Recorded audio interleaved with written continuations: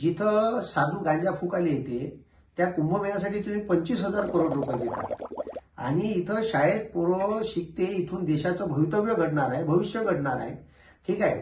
आणि इथं जर शाळेत पोरं गेले तर हे व्यवस्थेले प्रश्न विचारायला शिकल्यानंतर हे विचारूच नाही, त्याच्यासाठी शासन 2,000 करोड रुपये सुद्धा जिल्हा परिषदच्या शाळेला देऊन नाही राहिले आणि 25,000 करोड रुपये तुम्ही कुंभमेळ्यावर खर्च करून राहिले. मी म्हणून राहिलो होतो का त्याच्यातले 4-5,000 करोड कमी करा आणि या महाराष्ट्रातल्या शाळा चालू ठेवा. तो गांजा तस्करीमध्ये अनेक बीजेपीचे लोक आहेत, तेव्हाच तो गांजा महाराष्ट्रात येऊन राहिला.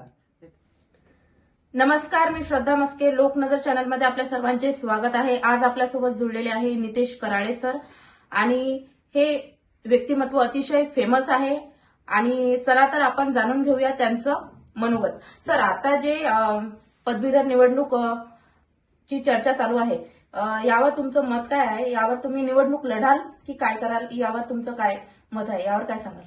मी मागच्या वर्षी पदवीधरची निवडणूक लढलो होतो आणि 2020ला ती झाली होती. त्यावेळेस मी 3ऱ्या क्रमांकावर होतो आणि पदवीधरची निवडणूक लढताना त्यावेळेस मला लोकांनी, माझी काही नाही 15 दिवसाची तयारी होती, पण लोकांनी प्रचंड प्रेम दिलं, मतदान दिलं आणि मला तिथं म्हणजे 8,500 वोटिंग भेटलं होतं आणि 5,500 माझ्या नावाचं इनव्हॅलिड होतं. म्हणजे जवळपास 13,000 ते 14,000 लोकांनी त्यावेळेस मला मतदान केलं होतं. यावेळेस सुद्धा माझी पदवीधरची तयारी आहे आणि पदवीधरची ही माझ्या हक्काची निवडणूक आहे. जे विद्यार्थ्यांसाठी मी भांडतो, लढतो, त्याचे प्रश्न मांडतो, मग ते स्पर्धा परीक्षा असो, पोलीस भरती असो, UPSC MPSCचे पोरं असो, SSCचे असो का रेल्वेचे असो, या सर्व आणि नवयुवक युवकांना रोजगार भेटला पाहिजे, ते बेरोजगार नाही राहिले पाहिजे, याच्यासाठी बी व्यवस्थेसोबत भांडतो. त्याच्यामुळे हा जो पदवीधर मतदारसंघ आहे, हे पदवीधर झालेले जे ग्रॅज्युएट लोक आहेत यांचे जो बेरोजगारीचा प्रश्न आहे तो निकाली निघाला पाहिजे, त्याच्यावर विधानसभेत प्रश्न मांडता आले पाहिजे, याच्यासाठी मी ही निवडणूक लढणार आहे. सध्या आपण पाहत आहात की शिक्षणाचं व्यावसायीकरण होत चाललं आहे. यावर तुम्ही काय उपदेश देणार? शिक्षणाचं व्यावसायीकरण म्हणजे आता तुम्ही पाहिलं असाल विधानसभेमध्ये मुद्दा गाजला. मला अनेक पत्रकारांनी प्रश्न विचारले, त्यातही मी सांगितलं की जर महाराष्ट्रातल्या 18,000 शाळा शिक्षण मंत्री बंद करत असतात, देवाभाऊ बंद करत असतात, तर गोरगरिबाच्या जिल्हा परिषदच्या शाळेतल्या पोरांना जायचं कुठं? आणि मी तिथं स्टेटमेंट केलं जे खूप व्हायरल झालं का बा ठीक आहे, जिथं साधू गांजा फुकायला येते त्या कुंभमेळ्यासाठी तुम्ही 25,000 करोड रुपये देता आणि इथं शाळेत पोरं शिकते, इथून देशाचं भवितव्य घडणार आहे, भविष्य घडणार आहे, ठीक आहे.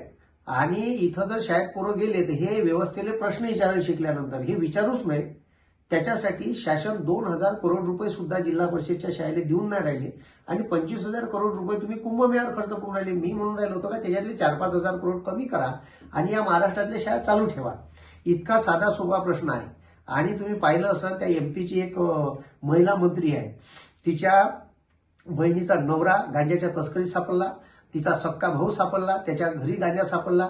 पुन्हा इथं काटोलले एक भारतीय युवा मोर्चाचा अध्यक्ष सापडला, त्याच्या घरी पण गांजा सापडला 32 लाख रुपयाचा.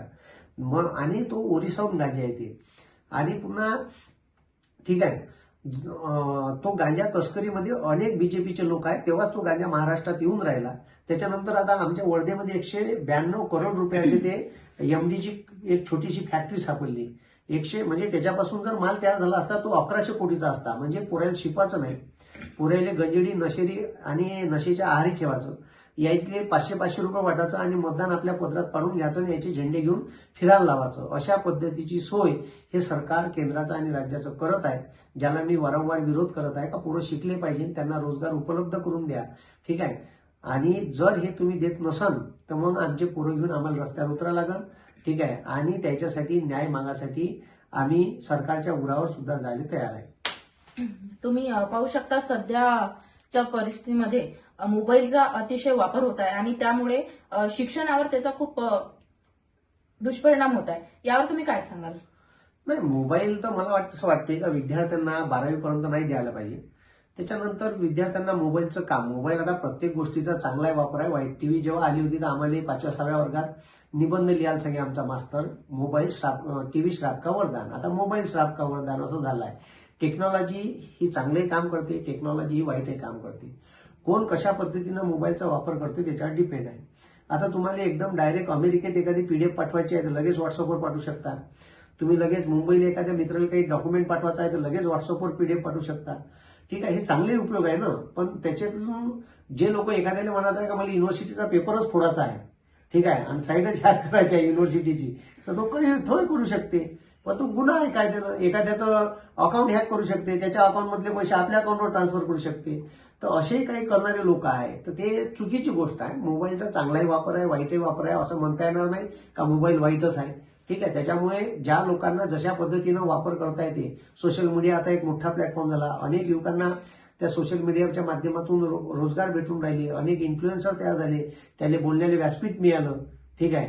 त्याच्यामुळे हे जे आता ठीक आहे युट्यूब आहे, इंस्टाग्राम आहे, हे चांगल्याही कामासाठी आहे. काही लोक नुसते रिकाम ठेवे रील्सच टाकत बसते, तर त्याला आता काही कामधंदे नसल्यावर ते काय करणार आहे. म्हणून बेरोजगार युवकाच्या हाताने काम पाहिजे. आणि त्याच्यानंतर मोबाईल अशी वाईट गोष्ट आहे असं मला तरी वाटत नाही. धन्यवाद सर. सरांनी आपल्याला खूप चांगला एक उपदेश दिला आणि सरांसोबत बोलून अतिशय चांगलं वाटलं. चला तर जोडून राहा लोकनजर चॅनल करिता श्रद्धा मस्केसह मुकेश ढोके, नागपूर. धन्यवाद.